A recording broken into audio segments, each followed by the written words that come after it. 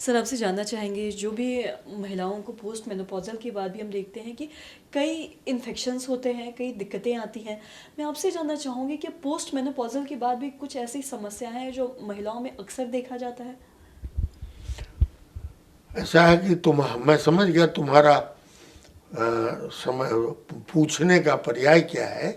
ये है कि पोस्ट मेनोपॉजल वीमेन में पेशाब की जो समस्याएं होती हैं वो किस तरह की होती हैं और उसका क्या निदान है, मीन्स डायग्नोसिस है, और क्या इलाज है। तो यही तीन इसमें मैं बताऊंगा। देखो, मेनोपॉज होने के बाद शरीर में बहुत तरह के हार्मोनल चेंजेस होते हैं। एक जो फीमेल हार्मोन होता है ईस्ट्रोजन, उसकी कमी हो जाती है शरीर में, जिसके चलते जनरल इफेक्ट महिलाओं में पड़ता है। जो तुरंत पोस्ट मेनोपॉजल वीमेन है उनका जो एस्ट्रोजन लेवल घटता है तो देखती हो कि बहुत इरिटेबल हो जाती हैं, बहुत मूड चेंजेस होता है, सो नहीं पाती हैं ठीक से, और साथ ही साथ चिड़चिड़ी ऐसी हो जाती है कि सबसे झंझट ढूंढा करती है। तो initial phase of post menopause है। धीरे धीरे क्या होता है, अब ये तो मानसिक रूप से मैंने बताया कि इस तरह का है, शारीरिक रूप से उन पर असर पड़ने लगता है। एक तो मोटी होने लगती हैं, देखते होंगे बहुत सी महिलाएं जो कि डिप्रेशन में जाती हैं तो मोटी हो जाती हैं। जो ये है, अब उस पर छोड़ दो, मैं सीधे अपने विभाग पर आता हूँ। ईस्ट्रोजन का इफेक्ट, हार्मोन का इफेक्ट हमारे यहाँ, जैसे ये ईस्ट्रोजन क्या है, ये सेक्सुअल ऑर्गन पर भी इफेक्ट करता है। जैसे मेल में टेस्टोस्टेरोन होता है, उसकी कमी जब उम्र बढ़ने से होती है तो उसको सेक्सुअल इरेक्टाइल डिसफंक्शन होता है। उसी तरह से महिलाओं का यदि सेक्सुअल ये ईस्ट्रोजन घटता है तो मेनोपॉज के, जैसे 45 वर्ष में मेनोपॉज हो गया तो 5 साल के बाद उसका वेजाइना ड्राई होने लगता है, क्योंकि उसको न्यूट्रिशन नहीं मिलता है। जब न्यूट्रिशन नहीं मिलता है तो ड्राई वेजाइना उसका होने लगता है, क्योंकि ईस्ट्रोजन की कमी हो रही है। अब देखो, वेजाइना के ही अंदर पेशाब का रास्ता है। अब पेशाब का रास्ता जो है, वेजाइना की जो झिल्ली होती है वही पेशाब के रास्ते के अग्र भाग में घुसी रहती है, इसलिए वो भी ईस्ट्रोजन पर डिपेंडेंट रहती है, पेशाब के रास्ते की झिल्ली भी। अब उधर वो ड्राई हुआ तो पेशाब का रास्ता भी की झिल्ली भी ड्राई हो गया, उसकी जो प्रोटेक्टिव मैकेनिज्म है कम हो गई।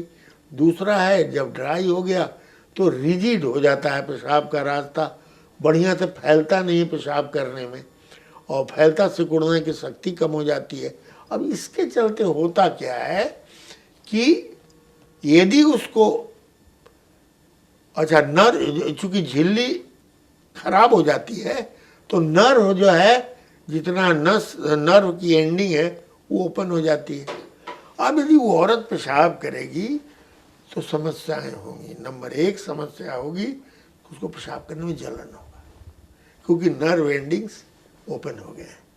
दूसरा होगा कि पेशाब का जो है सो, जो पहले उसको धार होता था वो धार की कमी होगी, क्योंकि वो फैलता नहीं है, वो सिकुड़ा हुआ रहता है पेशाब का रास्ता।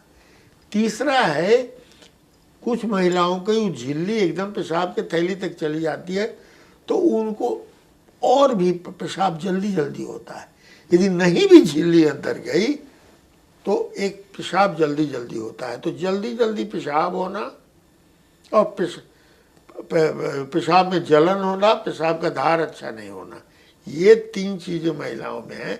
और इन्फेक्शन ही बड़ा ईजिली ऊपर चढ़ता है, इसलिए कि उसको कोई प्रोटेक्शन नहीं है यूरेथ्रा को। रात में औरत सोएगी तो गंदा एरिया जो है वेजाइना का, पखाने के रास्ता का, वहाँ से बैक्टीरिया चढ़ के सीधे पेशाब की थैली बजाए, जिसको कहते हैं नॉक्चूर्नल एसेंड ऑफ बैक्टीरिया। वो बैक्टीरिया अंदर जाता है, इन्फेक्शन करता है। कभी कभी इन्फेक्शन नहीं होगा, फिर भी इन सब कारणों से, जो कारण हमने बताए उसको जलन बार बार पेशाब होगा। एक और साइकोलॉजिकल फैक्टर भी होता है पोस्ट मेनोपॉजल वीमेन में, और स्पेशली जिनका हमने देखा है, ये मेरा अपना अनुभव है, स्पेशली जिन महिलाओं का बच्चेदानी निकाला रहता है, उनको लगता है कि हम बेकार हैं डिप्रेशन के चलते। हस्बैंड थोड़ा सा भी नेग्लेक्ट करता है या नहीं भी करता है तो उनको लगता है हस्बैंड नेग्लेक्ट कर रहा है। जो हमारे परिवार के लोग हैं वो लोग उतने हमसे जुड़े हुए नहीं हैं जितना होना चाहिए। अब इन सब चीज़ों को लेकर जब डिप्रेशन होता है तो एक बात बता दूं, पेशाब की थैली का डायरेक्ट संबंध दिमाग से है। यदि दिमाग हलचल करेगा तो पेशाब की थैली में जल्दी जल्दी पेशाब करने का मन करेगा। क्रिकेट का मैच बढ़िया तुम्हारा हो रहा है तो होता है कि जरा एकदम एक्साइटिंग हुआ तो 2 बार गए पेशाब करने। इंटरव्यू में गए, पेशाब नहीं हो लगा ले तो जरा तो जल्दी से पेशाब करके आते हैं। सो दैट मीन्स एक्साइटमेंट का स्टेज जो रहता है, जो टेंशन का स्टेज रहता है, उसमें पेशाब की थैली का कंट्रैक्शन बहुत ज़्यादा होता है। इसलिए जब तक वो महिला जगी रहेगी तब तक वो दिन भर पेशाब करते रहेगी या साथ ही साथ जलन भी होगा। अब फिर कहेगी कहा सर सो जाते हैं ना तो ठीक है, कोई महिला कहेगी हमको नींदो नहीं आता तो रात भर पेशाब करते हैं, लेकिन कभी कभी नींद की गोली खा लेते हैं तो रात में नहीं उठते हैं। ये बड़ा इम्पोर्टेंट फैक्टर्स है। तो ऐसी महिलाओं का इलाज बहुत ही, जिसको कहते हैं, हिसाब से करना चाहिए, नहीं तो उनकी स्थिति बिगड़ती जाएगी।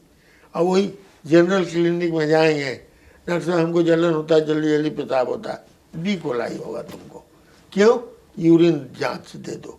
अब डॉक्टर साहब तो लिख दिए यूरिन जांच दे दो, अब वो चली यूरिन जांच दे गए हैं। अब एक वो तो उम्र उसका जाते, अब वो साड़ी उठावे, पेशाब का जो है सो जो डिब्बा दिया जाता है उसको भेजना कि मेल में तो मान लिया कि उसको यूरेथ्रा है, लंबा है, अपना ऐसे पेशाब किया।